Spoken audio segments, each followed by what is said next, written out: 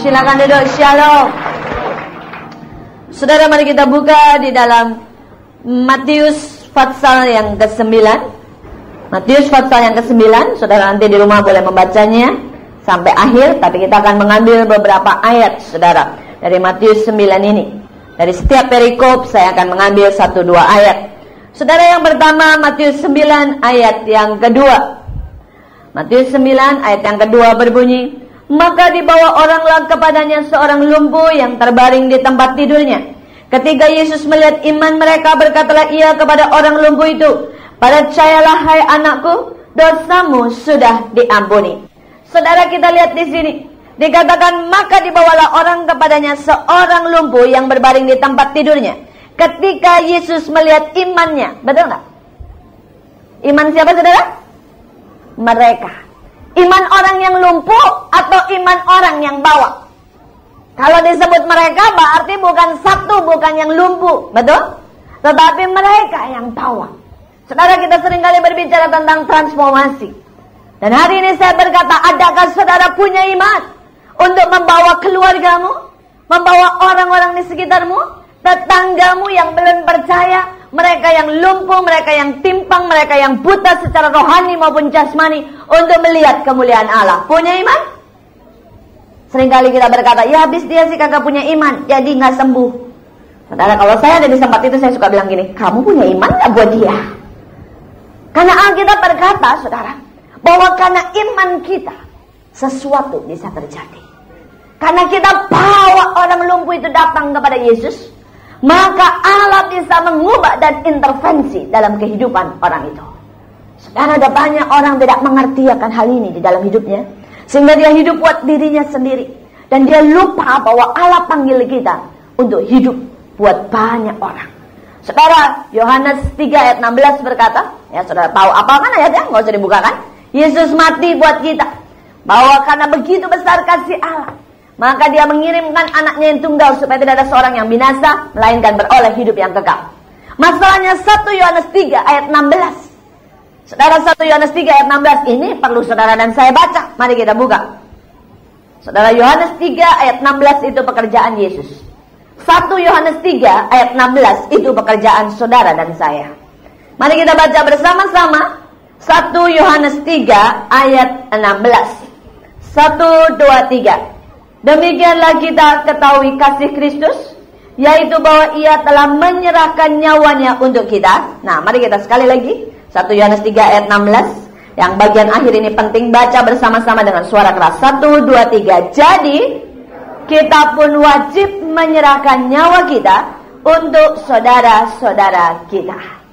Saudara, ini ayat seringkali dilupakan. Ya, kalau 1 Yohanes 3 ayat 16 semua hafal. Tapi kalau 1 Yohanes 3 ayat 16 lupa bahwa kita wajib menyerahkan nyawa kita untuk saudara-saudara kita. Saudara, pada waktu kita diselamatkan, kita berhutang nyawa, saudara. Dan kita punya satu tugas, punya satu panggilan untuk membawa keselamatan itu buat sekitar kita, buat keluarga kita, buat orang-orang yang dekat maupun yang jauh dengan kita. Saudara, beberapa orang berkata, bagaimana caranya? Nanya, dengan berdoa, dengan bersaksi.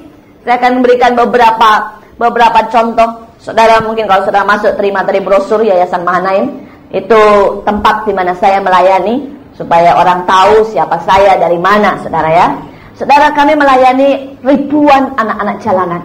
Kami melayani ribuan orang-orang miskin, anak-anak pemulung, keluarga-keluarga yang di bawah rata-rata daripada ekonomi, bahkan di bawah garis kemiskinan. Saudara, dan ada satu anak yang tinggal di Bantar Gebang, di tempat sampah yang bertumpuk-tumpuk, di mana sampah saudara juga banyak yang sampai ke sana. Saudara, di sana ada gunung-gunung, tapi gunungnya bukan gunung yang bagus, tapi gunung sampah. Di sana ada banyak danau-danau, tapi danaunya itu air dari sisa sampah itu, warnanya hitam pekat. Ada pohon lalat, di mana pohonnya itu tidak kelihatan sama sekali pohonnya, isinya lalat semuanya. Ya saudara, kalau saya berdoa di tempat itu, yang paling perlu diwaspadai itu mulut, saudara. Kenapa? Karena seringkali pada waktu berdoa semangat tutup, saudara ya. Matanya nutup, lalat bukan lewat lagi, saudara ya, masuk ke mulut. Ketelan lalat itu saya berkali-kali, saudara ya. Ya nggak apa-apa lah, tambah protein, saudara ya.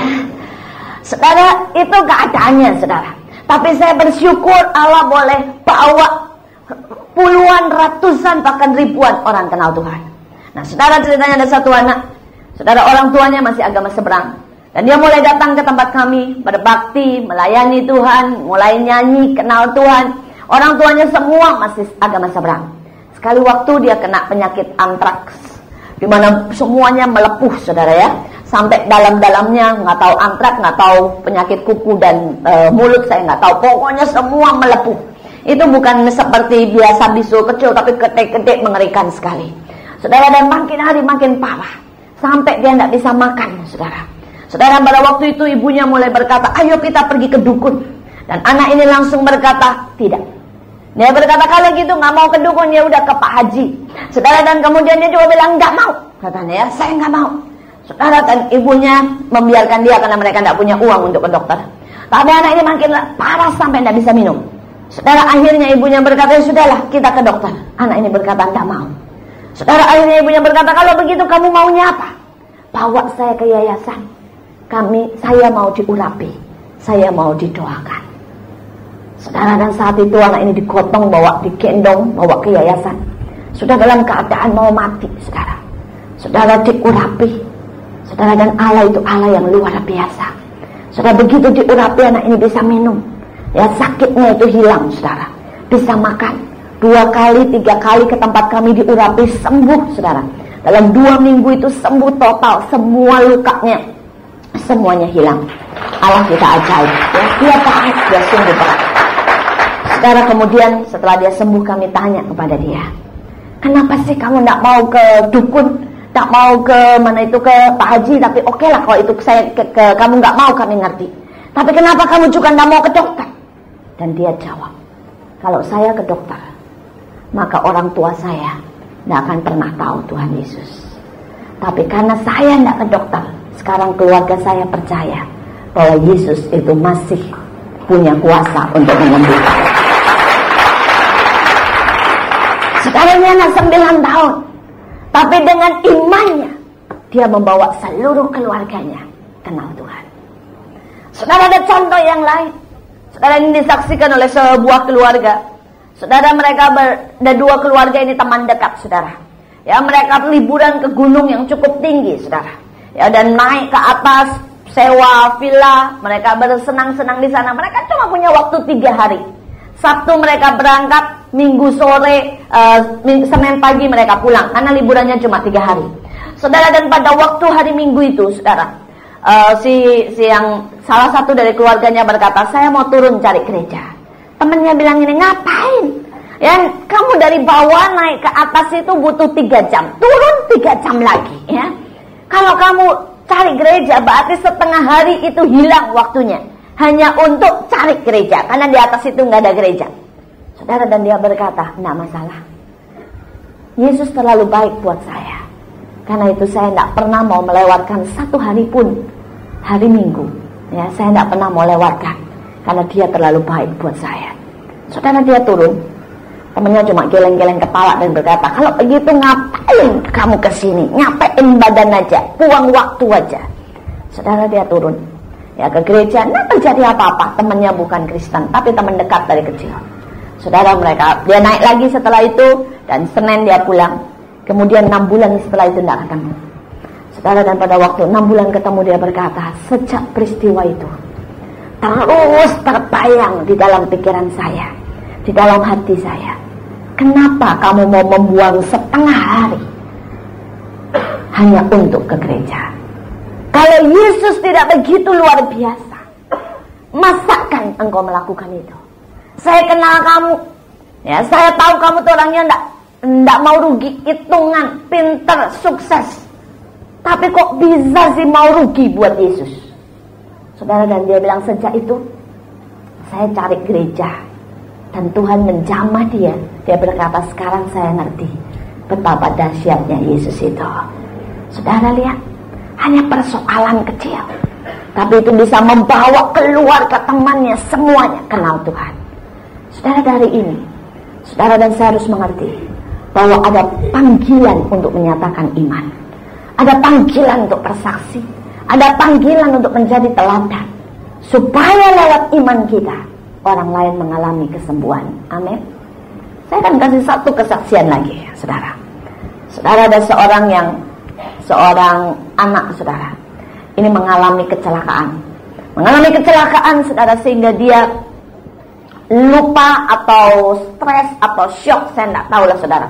Pokoknya dia ini tidak ngomong sama sekali, diam, bengong, saudara ya.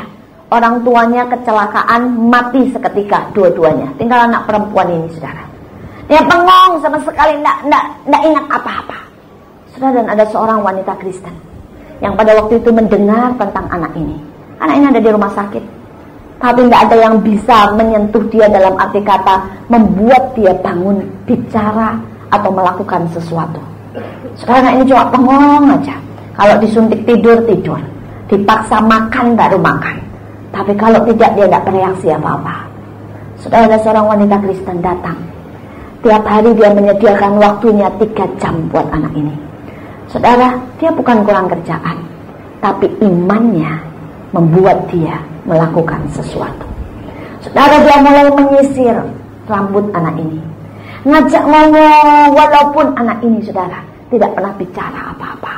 Saudara, kemudian orang ini mulai, saudara, ya, memberikan dia, saudara, cerita-cerita Kristen, bacain Alkitab.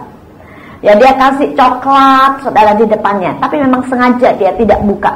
Dia mau supaya anak ini punya inisiatif. Dan dia lakukan itu tidak sekali, 2 kali.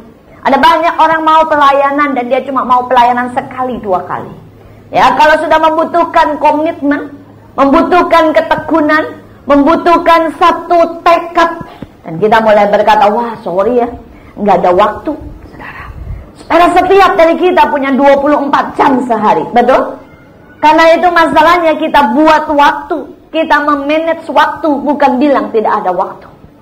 Untuk setiap panggilan Allah dalam hidup kita, untuk setiap rencana Allah dalam hidup kita, untuk setiap tugas kita, maka saudara, kita harus buat waktu, bukan bicara tidak ada waktu. Saudara dan ibu ini menyediakan waktunya 3 jam. Akhirnya, singkat cerita, anak ini mulai bisa buka coklatnya, makan.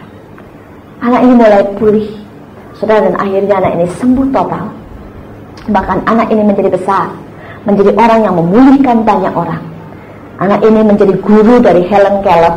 Anak ini namanya Anne Sullivan, dan dia menjadi guru dari Helen Keller. Dan akhirnya, saudara, dia bukan hanya menjadi orang yang berguna, tapi dia membuat terobosan besar untuk menyembuhkan orang yang buta, menyembuhkan dalam arti membuat orang-orang itu bisa berbicara, mengerti, menangkap, belajar, tuli, orang-orang yang bisu, orang-orang yang bahkan, saudara, di dalam rumah sakit gila, anak ini menjadi berkat besar. Dimulai dari siapa? Seorang ibu yang mau memberikan waktunya lebih dari 6 bulan, setiap hari 3 jam. Saudara, iman tanpa perbuatan, Alkitab berkata, adalah sia-sia atau mati. Saudara, dan hari ini kita semua berkata kita punya iman, betul. Tetapi berapa banyak iman kita merubah orang lain? Berapa banyak iman kita memberkati keluarga kita? Berapa banyak iman kita memberkati tetangga kita? Berapa banyak iman kita menyembuhkan orang yang sakit? Berapa banyak iman kita menggerakkan Tuhan sampai Allah melakukan sesuatu? Mari kita pulang dan jangan menjadi orang yang berpangku tangan, tapi biar iman kita nyata sekeliling kita. Saudara, kita lihat yang selanjutnya. Kita lihat di dalam Matius 9, saudara, ayat yang ke-12. Yesus mendengarnya dan berkata, bukan orang sehat yang memerlukan tabib, tetapi orang sakit. Jadi pergilah dan pelajarilah arti firman ini. Yang kukendaki ialah belas kasihan dan bukan persembahan. Karena aku datang bukan untuk memanggil orang benar, melainkan orang berdosa. Saudara, dalam hidup kita ada banyak kali kita cuma punya kasihan, tapi bukan belas kasihan.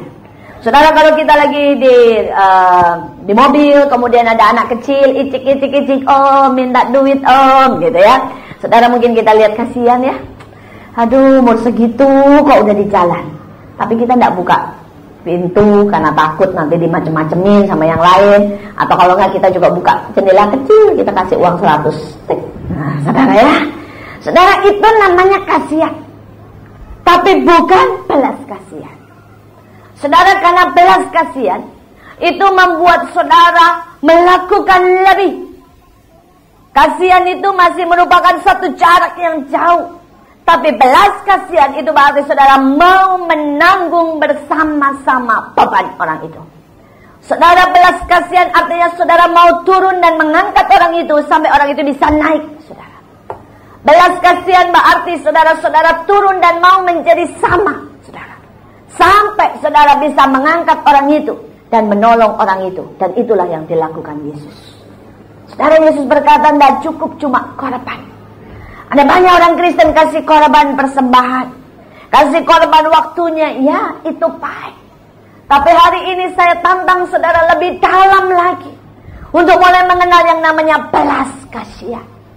Saudara, dan belas kasihan tidak pernah bisa saudara rasakan kalau saudara tidak pernah mau bergabung, tidak pernah mau masuk, tidak pernah mau menjadi sama dengan mereka. Maksudnya apa? Apa kita mesti ikut-ikut nyolong? Apa kita mesti cukup ikut-ikutan ngemis, saudara ya? Tidak. Tapi belas kasihan itu harus dimulai pada waktu saudara mau merelakan kenyamanan yang ada dalam hidupmu dan mulai memasuki pelayanan yang baru, daerah yang baru yang Allah berikan dalam hidupmu.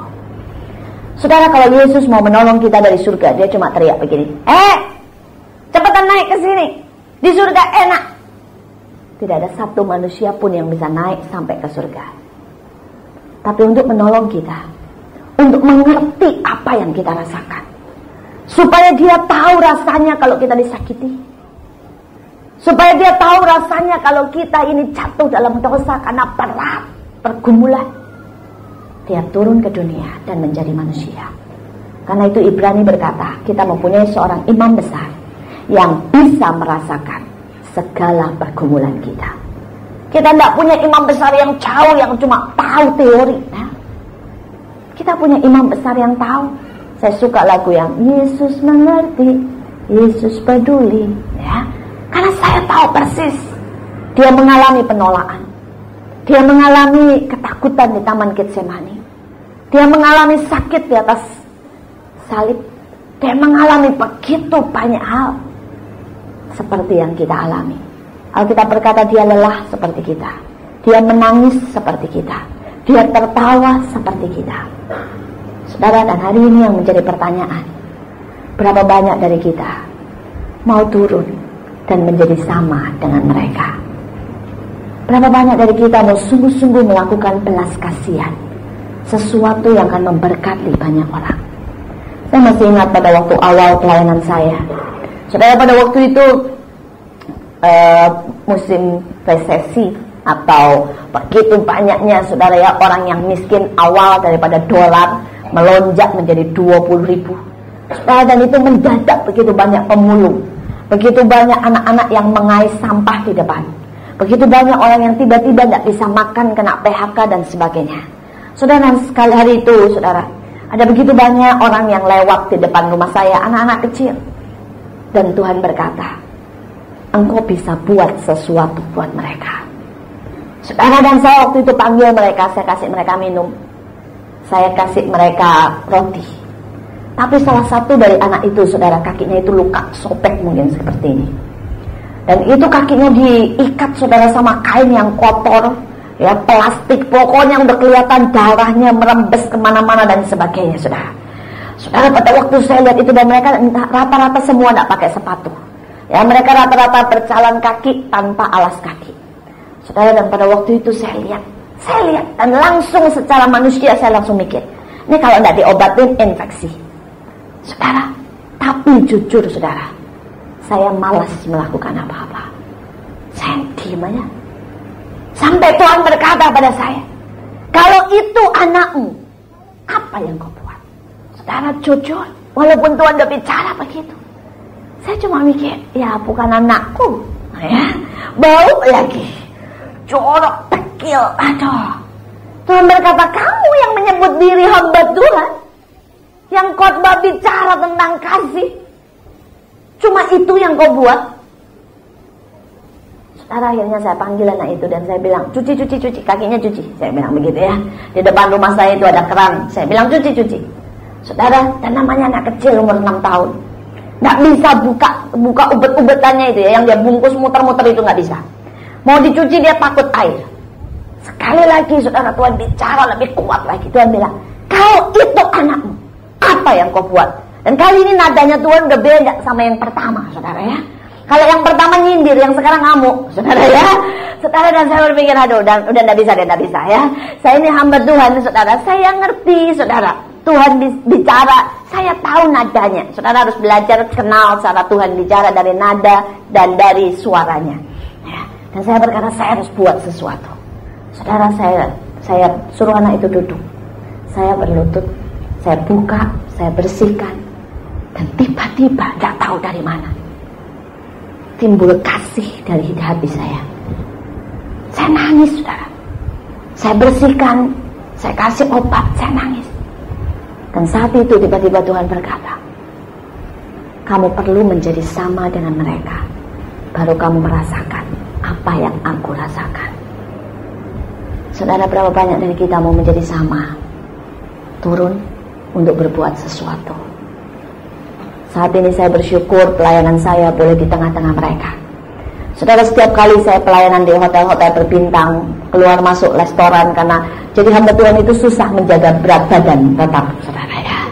Setiap kali habis khotbah, tawaran makanan itu menggiurkan, saudara ya. Restoran macam-macam aja dikasih, saudara. Ya, saudara, dan setiap kali saudara, saya pulang dan saya ketemu mereka, itu mengingatkan saya. Tuhan berkata, apa yang kau lakukan untuk orang yang paling hina, engkau lakukan untuk aku. Tuhan berkata, pelayanan yang sesungguhnya tidak ada di gedung-gedung, di hotel-hotel berbintang. Pelayanan yang sesungguhnya pada waktu engkau mempunyai hati yang berbelas kasihan. Saudara, kita gembar-gembor tentang transformasi. Tapi hari ini saya bertanya, seberapa banyak dari saudara mau menjadi sama berbelas kasihan? Saudara, ini gak bicara buat orang miskin saja. Kalau di rumah ada suami atau orang atau keluarga mertua yang pansui, ya, yang udah getar-getar semuanya, berapa banyak cucu-cucu yang mau menemani seharian, atau bilang, aduh bu, gua malu jalan sama nenek kayak begitu, ya. Mau ngapain sama dia? Berapa banyak cucu-cucu yang mau menemani seharian, atau bilang, aduh bu, gua malu jalan sama nenek kayak begitu, ya. Mau ngapain sama dia? Kalau ada mertua yang nyinyir, ngoceh aja ya, bukan orang Kristen. Berapa banyak di sini anak Tuhan yang mau berkata, Tuhan, aku mau dia diselamatkan. Aku mau Tuhan, ya, untuk berbelas kasihan, menemani dia, mengikuti apa yang dia mau. Kadang-kadang kita semakin rohani, bisa semakin jahat, saudara. Bisa semakin hati kita keras. Kita tidak punya kasih, tidak punya belas kasihan. Saudara, saya masih ingat apa yang terjadi. Saya baru mengerti banyak hal, saudara. Saya lahir dari kecil Kristen.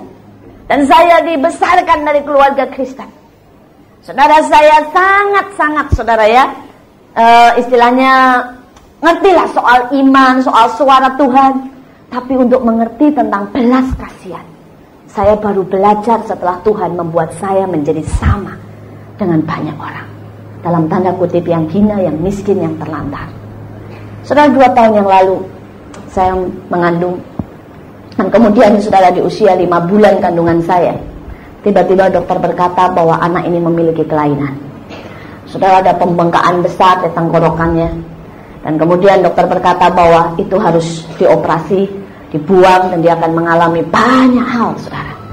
Begitu lahir, saudara, itu terjadi.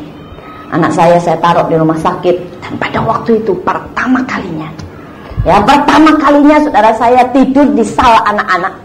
Ya, saya tidak pernah tidur di tempat anak-anak rumah sakit. Anak saya, puji Tuhan, yang besar, dua-duanya sehat, saudara ya.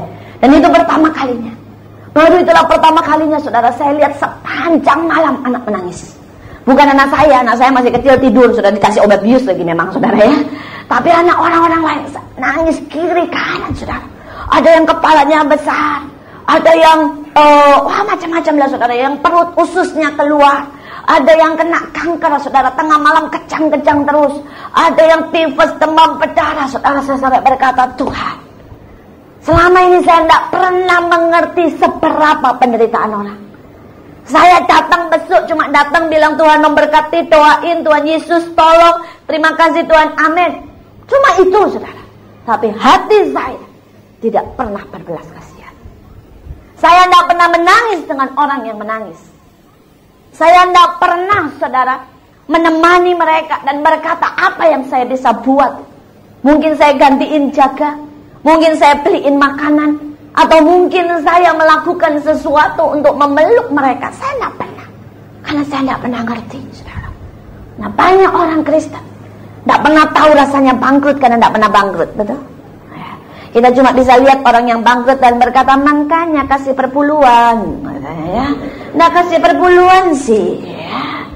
Mungkin kita lihat orang yang sakit dan berkata, oh dihajar Tuhan ya, nggak ke gereja nih berapa kali, makanya sakit. Yang kena stroke, kita bilang dalam kita, ayo kita bantu doa, tapi dalam hati kurang mengandalkan Tuhan, sombong kali dikasih stroke, saudara. Saudara, hati kita bisa penuh penghakiman, tapi tidak punya belas kasihan. Dan saudara, orang yang tidak punya belas kasihan tidak akan pernah bisa menjadi imam. Apa artinya imam? Imam adalah orang yang berdiri di antara Tuhan dan manusia, orang yang menjadi perantara, orang yang menyalurkan berkat Tuhan. Karena itu kalau sudah lihat di gambar-gambar, saudara, imam itu harusnya tangannya begini, yang satu begini, saudara. Apa artinya ini? Saudara, dia terima dari Allah, dia menyalurkan kepada orang lain. Itu artinya imam. Dan saudara nyanyi bahwa saudara dipanggil jadi imamat yang rajani, betul?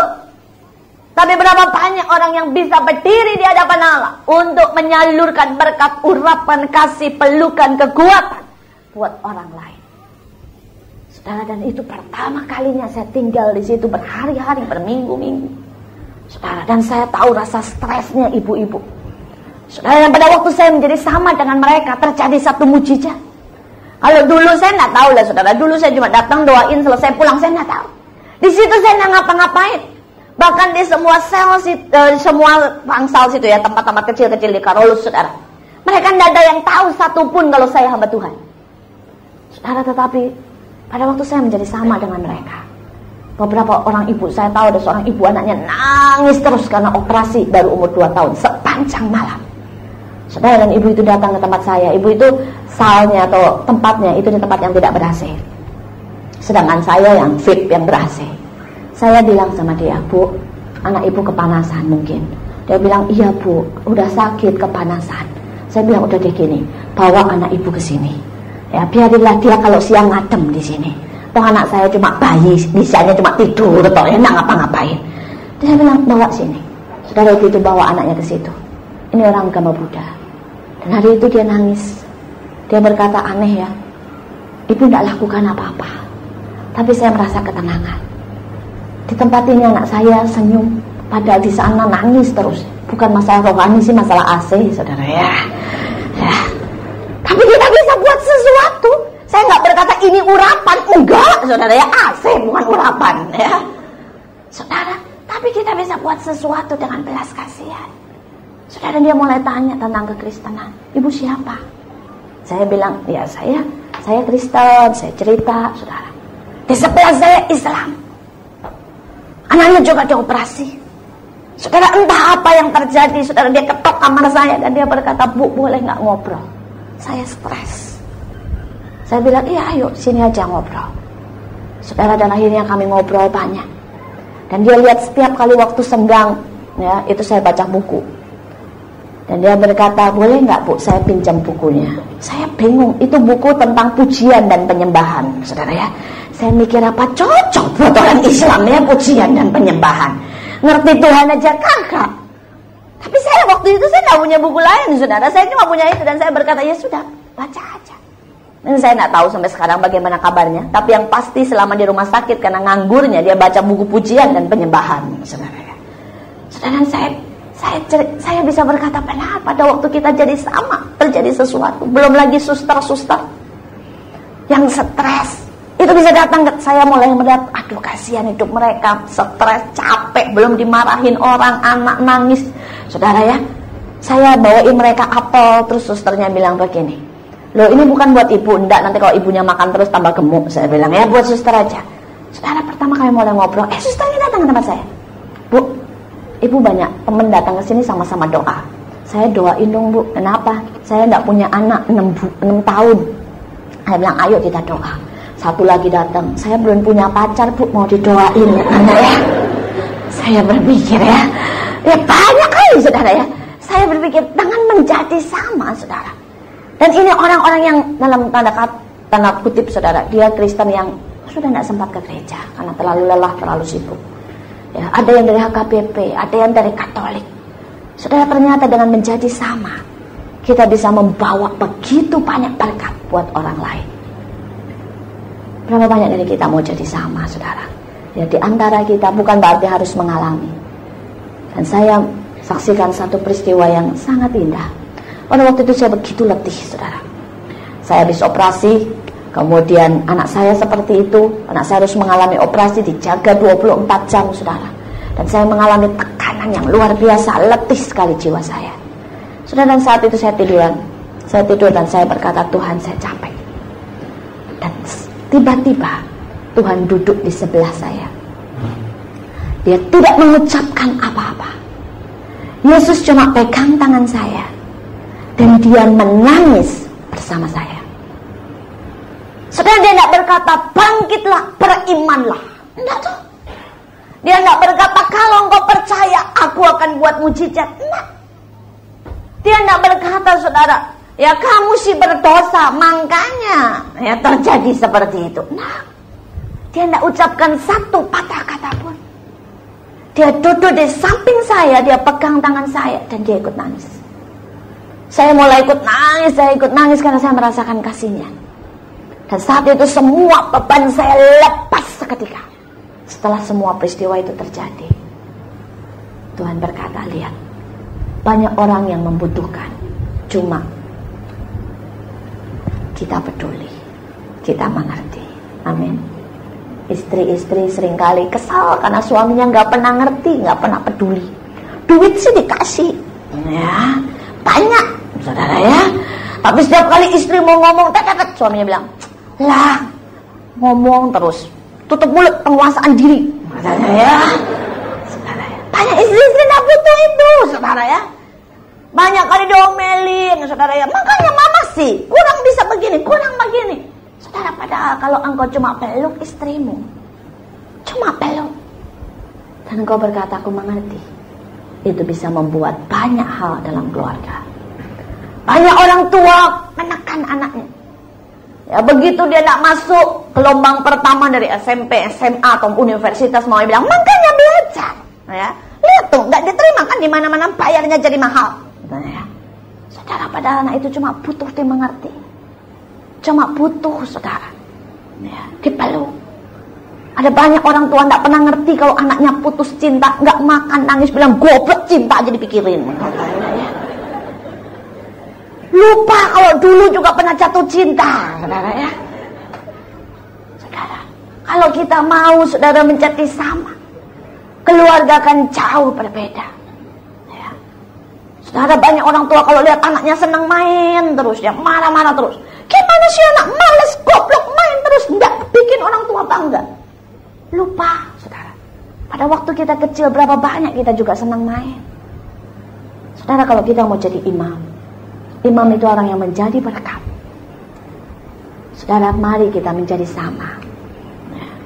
Saya perlu menjadi sama dengan anak saya. Setiap kali saya pulang pelayanan ya, saya punya janji untuk anak saya setiap hari 2 jam buat setiap mereka. Sekali waktu saya pulang pelayanan, cukup sore lah, jam 8.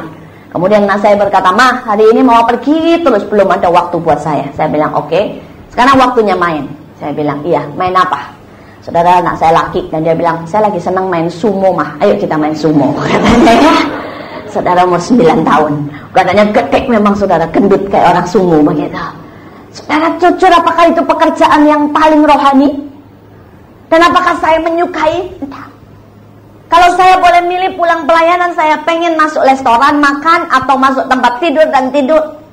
Ya, atau saya dengan santai pengen duduk nonton TV dan santai-santai lah, capek, saudara.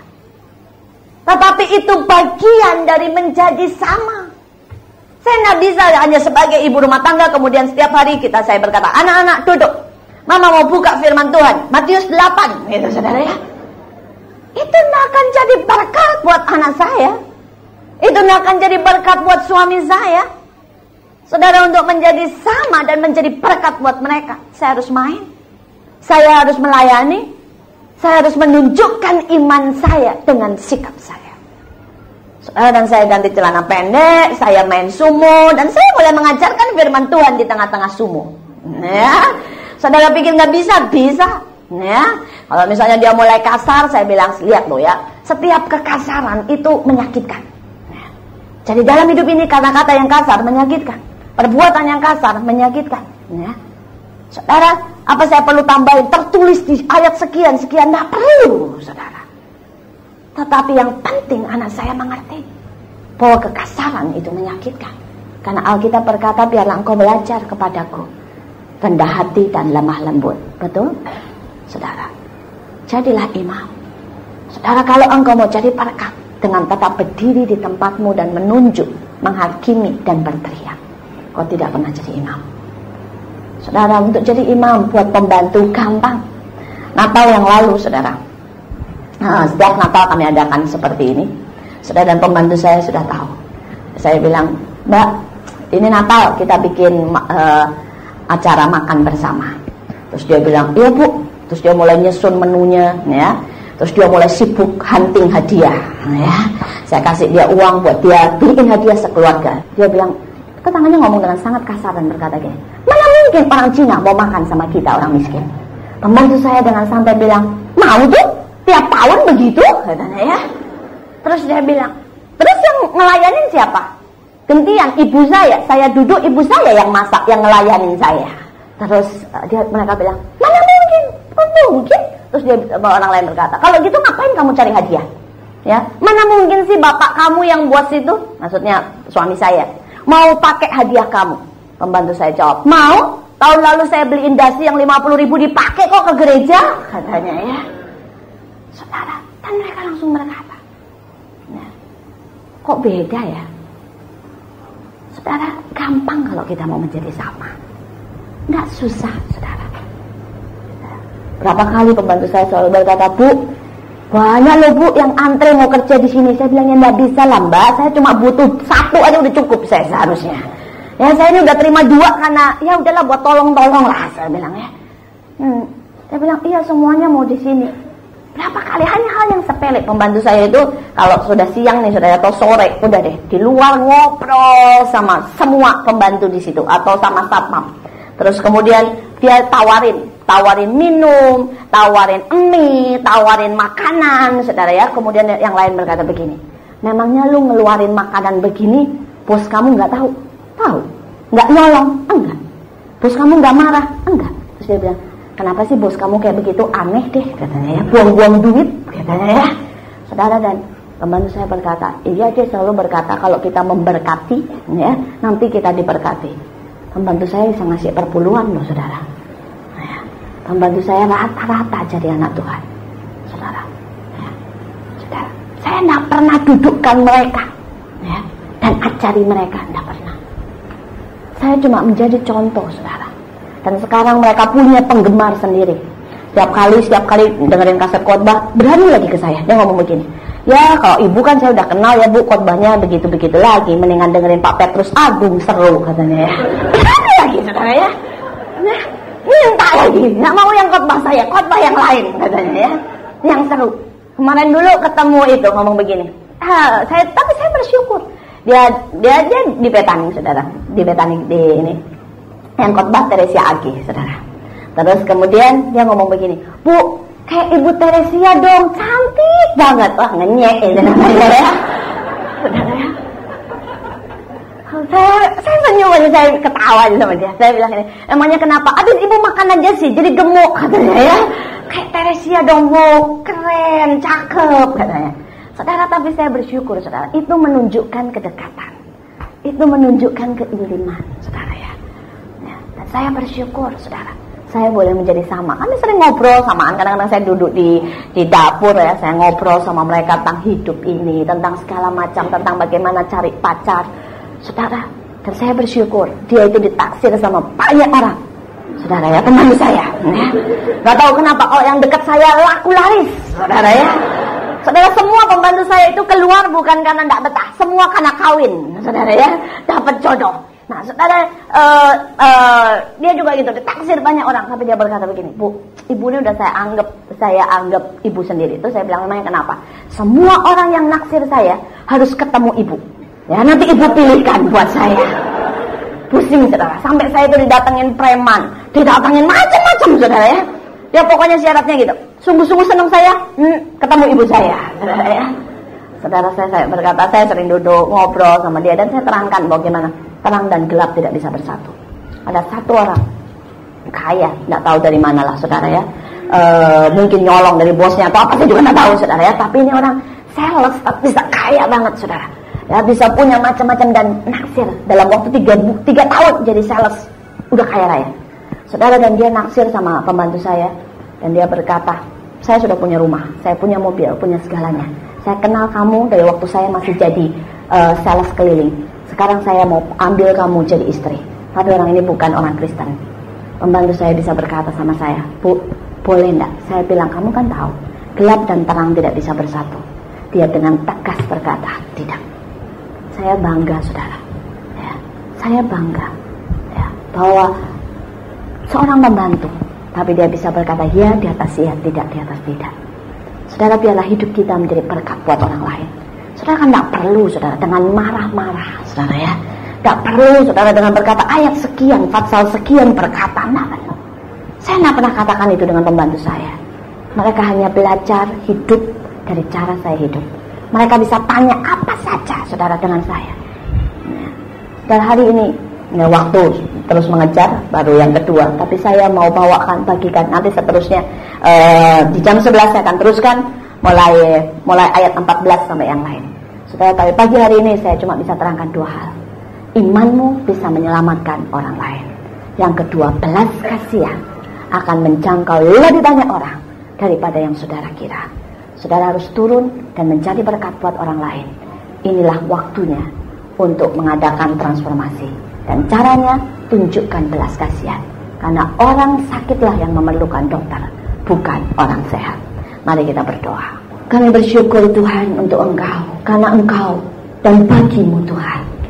Kami bersyukur karena Engkau setia. Kami bersyukur karena Engkau menjadi imam buat kami. Pagi hari ini Bapa, kami bawa hidup kami. Hamba tidak tahu berapa banyak anakmu yang sedang mengalami derita, persoalan, pergumulan, tantangan. Satu hal hamba tahu, Engkau Allah yang peduli. Engkau bukan Allah yang menekan, Allah yang menuntut, tapi Engkau Allah yang mengerti dan Allah yang peduli. Saudara, kalau saat ini Engkau mengalami banyak hal masalah, Dia Allah yang tidak berubah. Dia Allah yang masih membuat mujizat. Tapi yang terutama Dia mengerti persis setiap kerinduan dan keinginanmu. Walaupun orang di sekitarmu yang paling dekat tidak mengerti, tapi Allah mengerti. Dan setiap yang kau sedang alami, karena Allah punya rencana untuk engkau memberkati orang lain.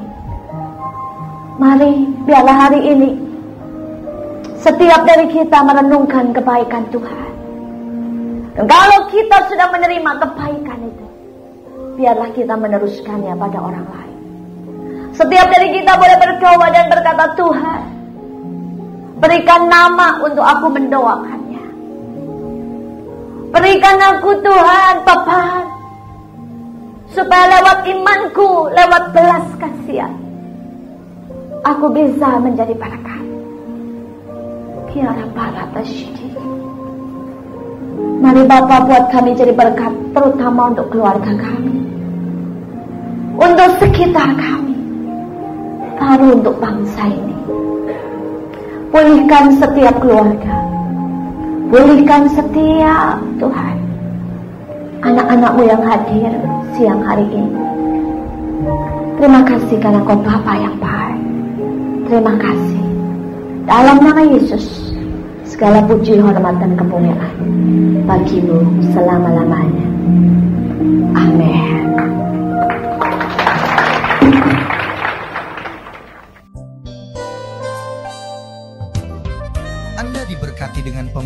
firman Tuhan, dapatkan kaset, VCD, CD, MP3, dan buku-buku rohani dari hamba-hamba Tuhan, Evangelis Yusak Cipto, Pendeta Petrus Agung, Evangelis Iin Cipto, dan hamba-hamba Tuhan lainnya. Tersedia juga banner dan alat-alat tarian lainnya.